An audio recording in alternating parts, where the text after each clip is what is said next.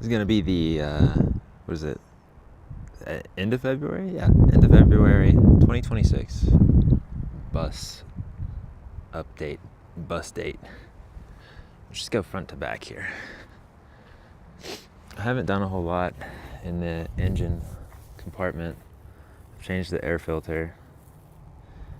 I've replaced a lot of these hoses. They're the radiator hoses with this blue silicone. I've cleaned up, I replaced some of these, probably resealed some of them. I have not replaced the fuel filter yet. I have one, but I'm not sure it's the right one. I have replaced the coolant filter. I flushed the coolant and added high mileage coolant. Oil I changed. It needs to be changed again. What else? I mean, I think that might be it up here.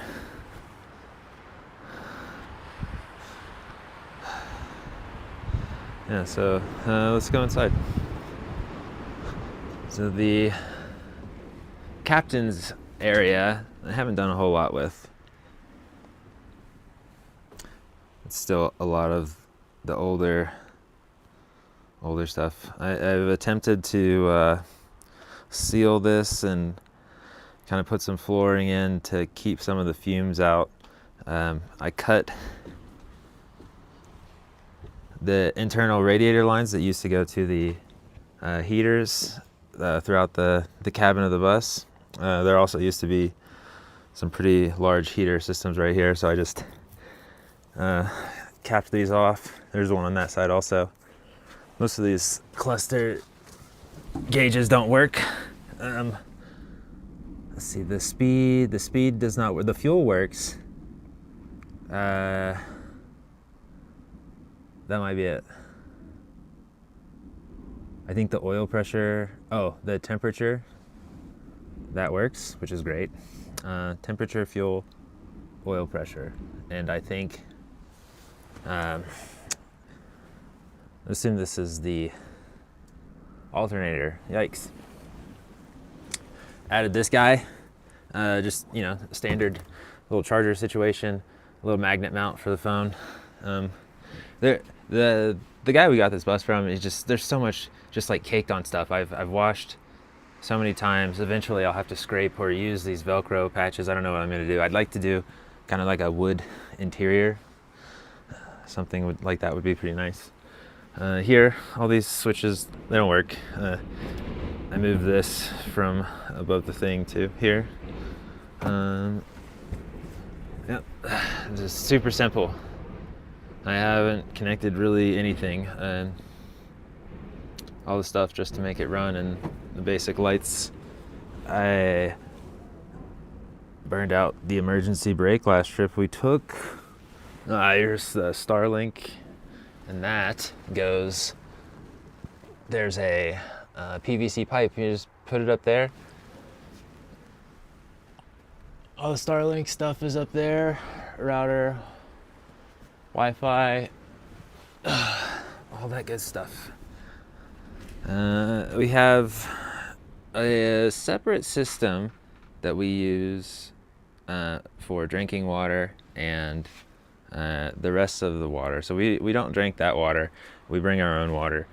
2 reasons. 1, we get our water from like a really awesome spring, and 2, it's just easier to not have to worry about that. I put a TV here, a monitor for the camera system so I can see behind me and around me. This is how we kind of layered. So it went from, this is my awesome, amazing first time doing auto body work. So I raised this. So I am 6'2". So I raised this so I have a good, foot on top of my head, which is nice. But the metal panel, and then I have these, and then I have some, supposed to be using closed cell spray foam. I'm not even sure what, anyway. And then I use these a lot of these tips and things that I've done in the bus have come from Chuck. He's an awesome Skoolie converter, YouTuber, businessman, entrepreneur. I'll link his channel down below. So using this as a base, so you metal taps, these little 1 by, what are these?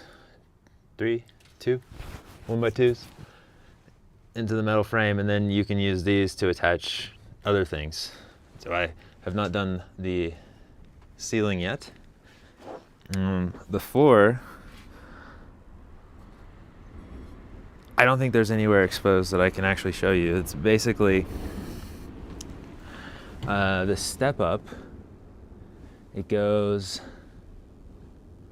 metal step and then 2 inches of the purple foam, and then a 5/8 or 5/8 OSB on top of that, and then the LVT.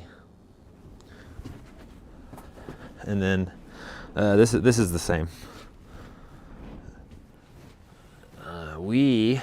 This bus is it was used as Special Olympics, so I don't know if it's handicapped, but we didn't have any wheel wells because the whole interior box has been lifted above those. I think because of wheelchairs. There used to be what was it called? The like a wheelchair lift right here. So there's this giant elevator, hydraulic elevator right here. Anyway, you walking in, this is the captain's chair. It's not properly in there. Don't tell anybody. This is our refrigerator, microwave. It's attached. Let's see. You got these guys down here. I want to put a wall right here behind my chair that is welded into the frame. What is this? Each strap, I think, like this one I think is actually 500, and this is like 1,000 or 1,200. So what is that? Forward momentum. I mean, if I hit something, like all hell's going. This is the little daybed area. The dog likes to sit here and look out the window when we're driving or just chilling, doing whatever. It does enjoy this little area. It also, I've done the framing for it. It's not actually attached. It's just it's actually a door with 2 of these black mattresses on top. So that's all it is right now. So it can be lifted. There's storage underneath. It's not even closed off right now. It's just a bunch of junk down there. That's where we keep like drinking water, different things like that while we're traveling. So it's got a really nice framing system, and that wall is pretty thick. So it's pretty good for storing things that can't move around. This is our kitchen.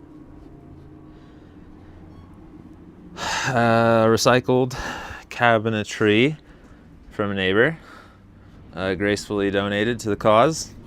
I've got this huge single sink I got from a restore. I think it was like $30. These windows also from a restore. I want to say they were $25 each, which is great. Here is the framing for the bathroom. A little swing door. I'll put the name and the link for this toilet in the description below. It is a composting toilet. It's got the urine thing right here, and then the inside uses. We use cocoa medium. I forget exactly all the things you can use. It's basically trying to compost the wastes. We've been through a lot of shit in this bus, like no pun intended. We were in Asheville, North Carolina for the hurricane, Helene. we were stuck in the bus for, I don't know, how many weeks? This thing never smelled like feces. It was amazing. It was like a saving grace. I've done, I think, most of the main electrical runs and plumbing runs. One of the reasons I have not closed up the ceiling is because I had to run the lines for the kitchen close to the immediate exterior. So I need to install some heat tape, and I think I'm also going to do a hot water recirculation system here, so that, you know, it can have multiple ways to keep the pipes from freezing and things like that. This toilet is also pretty cool. It has this little exhaust that always stays on, barely uses any power. Yeah, so let's say you come in the bathroom here. I want to put a little corner sink right here, a mirror. Oh, there's actually a light. Where's the switch? The switch. I thought I put a light. Oh yeah, does it work?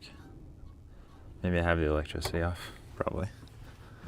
Oh yeah, because it's cold. So you're just chilling right here. You got kind of like all this. This is the other side of the storage.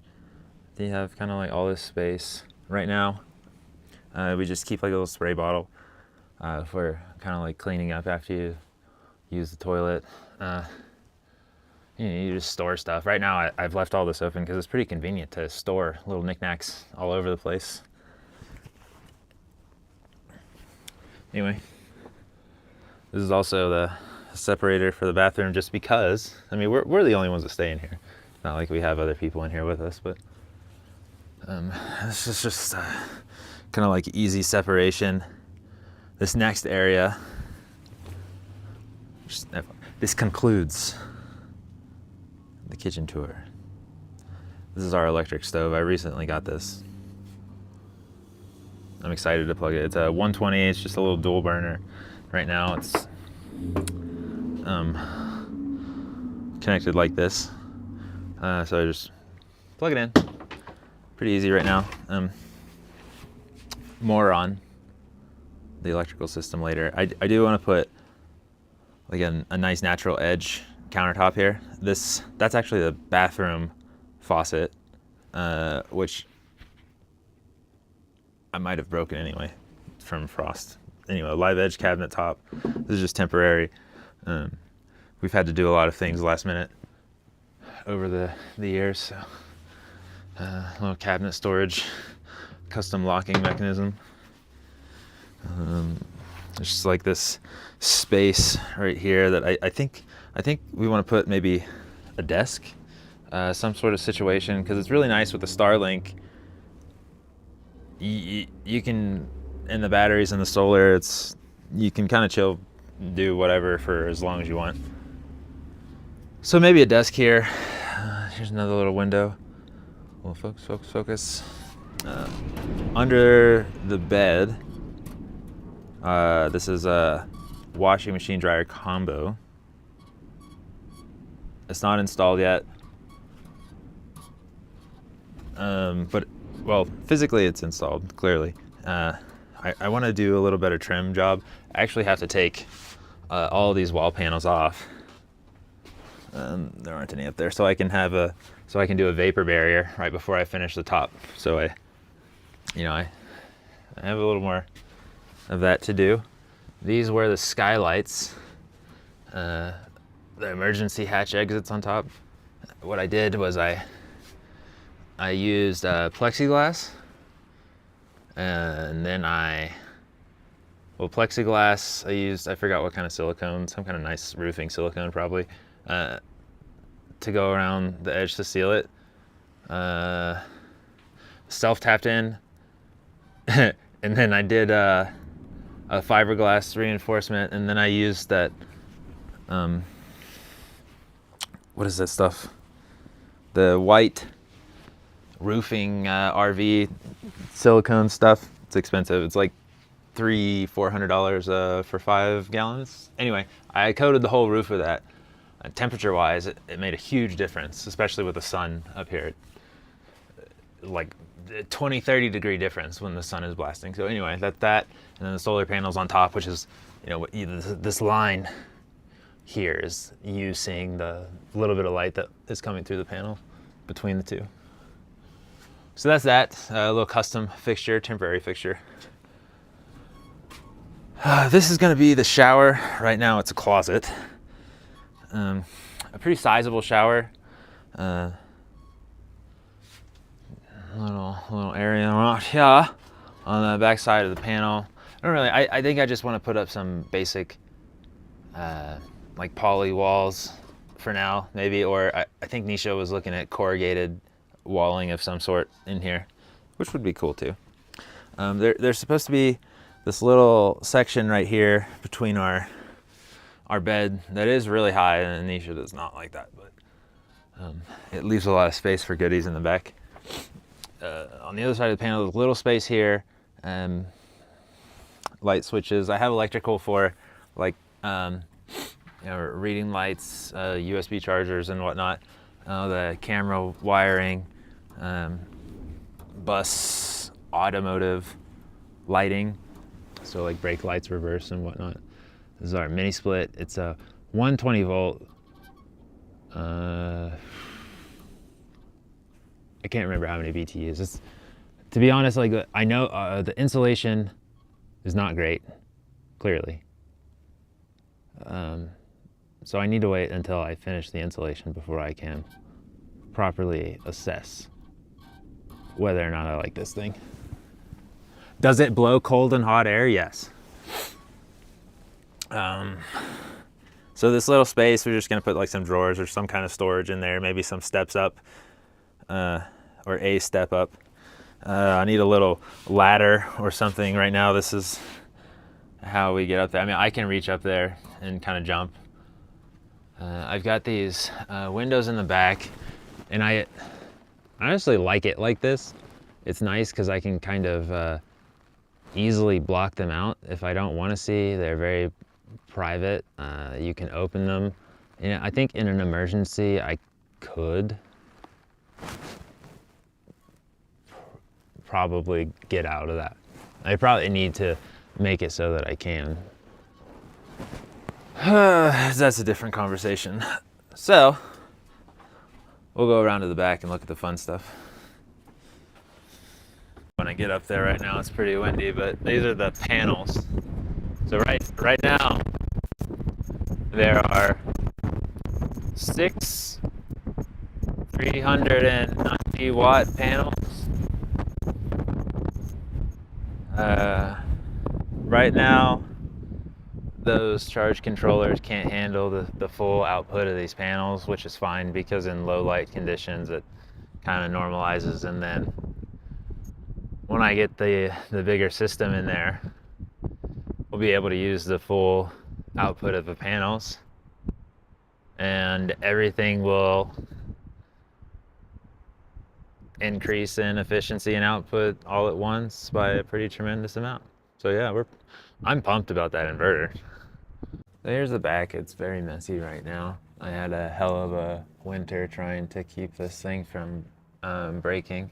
This was easy. This is easy to winterize. This is how we keep pressure in our water lines instead of the normal RV water pumps. I don't like that constant hammering noise that they make, so it's technically a well pump and pressure tank attached. So that is the quote-unquote well. It's just 50 gallons of water. I can fill it pretty easily. I need to create a drain system. There's this little box down there is the instant hot water. I left the bus in the garage last winter. I didn't drain the system all the way, and there's some parts internally that seals broke, so I need to take it apart and fix it, so it's not even connected right now.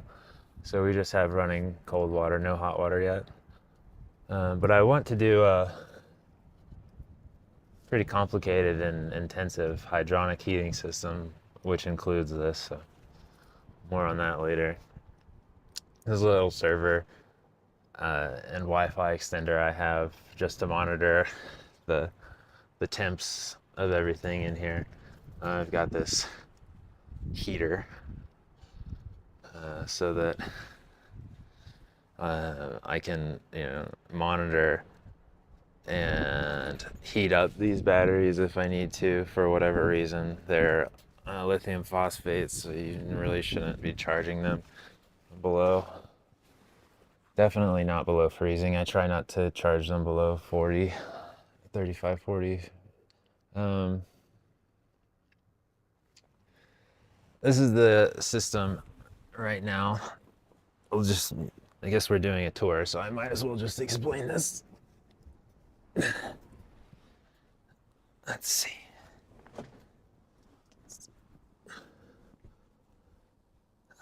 So each one of these packs is 12 volts. They're lithium phosphates, so there are 4 cells in each pack. Or it is a 4-cell configuration. I don't know if there's 4, 8, or 12 or 16 cells in each pack. I can't remember. I think it's either 4 or 8. So it would be a 4 in series, 1 or 2 parallel. So there's 4 of these 12 volts. They're in parallel. These are my absolutely up to code bus bars that connect the batteries to each other in parallel. So what it is, it's all of the negatives together on the aluminum and then all of the positives together on the copper. There is a difference, but I think it's kind of negligible in this situation. I don't push these packs very hard, but there is a difference between the conductivity between the two metals. I just did it so I know which one is which. It's pretty easy. This is just so I can see the batteries quickly, the battery voltage. And then it goes to a Bluetooth shunt, which I can monitor via an app on my phone. It's a Victron. I think it's a 1000 amp. And then the positive lead goes to my main switches down there, very safe, into a fuse. And then it goes into these bus bars, which kind of go out to everything. Let's start with the inverters. So I've got 2 inverters. They're running off the same batteries, but they are not connected on the same AC line. Anyway, I have a 10,000 watt inverter / solar charge controller in the garage waiting for install, but when I do that, I'll have to take these packs apart and reconfigure them for a 48 volt and then get a BMS, which is not a big deal. I think a BMS for that would maybe be a couple $100, no big deal. But right now, this is what is going on. So the inverters, the 3000 watt, have a dedicated line for the mini split, and I think this also powers the well pump. I've got a start. I think it's a start capacitor. The start capacitor on there. That's what that little thing that's zip tied on right here. That cylindrical situation. The inverter does not like the startup wattage. I think the startup wattage for this it's a very large amount. It's more than the inverter liked. So if it was just, having a bad day for whatever reason, it would just kind of like go into this loop where it would try to start, the inverter would fail, turn off, turn back on, and then it would try and start it again in like rapid succession. So that capacitor completely fixed that issue. Yeah, it's probably because I have a crappy inverter, but it's the best one at Harbor Freight. It says that it's a pure sine wave inverter. I am pretty sure it's not. It is until it reaches its limit, but so it's not actually a pure sine wave inverter, but they do a pretty good job. So before I turn on my system with that power switch down there, I have a pre-charge circuit. So these inverters, they have pretty hefty capacitors in there. So if you turn it on instantly, it takes a surge of energy from the batteries, which the batteries can handle it, but I like to be gentle, right? So what this does is this little key, it's a switch. It's just a switch. That's the only switch I had. So it does a pre-charge. So it has a resistor in there. You can kind of see it. So I turn this, and then it will slowly feed power to the capacitors in these. And as soon as the voltage normalizes from that, I flip on the main power, and then I'm good to go. Let's see. And then I have my current solar charge controllers. I've got two of these Victron MPPT 150s. So that what that means is it takes 100-ish voltage in, and then it has a maximum charge output of 50 amps. They don't really like going up to 50. I set mine to 45, and that seems to keep them from having any issues. It's a DC shut off, so it has a dual shut off for each set of panels, one for positive and negative for each. And then they go into, I think that they both use the same fuse, no big deal. These get pretty hot, which is fine. They have great thermal dissipation. Once I get that new charge controller inverter installed, which will also give us a dual phase, so 240 setup, so we can charge the car with the bus, which would be cool. All of this stuff is gonna come out pretty much. Both of these inverters, both of these charge controllers. I don't know if I need this yet. I don't know if it has internal fuses. I just need to check. No big deal. But yeah, the batteries will be reconfigured, so I'll have to, get a pack or something for that setup. Maybe I'll get more batteries. Who knows? Who knows? I have it set up for dual phase already. Right now, what is it? I think the way I have it set up is this plugs into the inverter, and then it back feeds the panel using one of these legs. Maybe something that I was going to use for a light for back here. I think that's probably what it was, a light for back here. So, but just back feeds the panel. And then once I get the bigger 10K inverter with the dual phase, I have these thicker 3 wires that I'll feed from the inverter here and go to the main input for the panel, and then it'll be a little more legit. Right now it's safe if you know what you're doing. Anyway, I'll see you guys in the next one.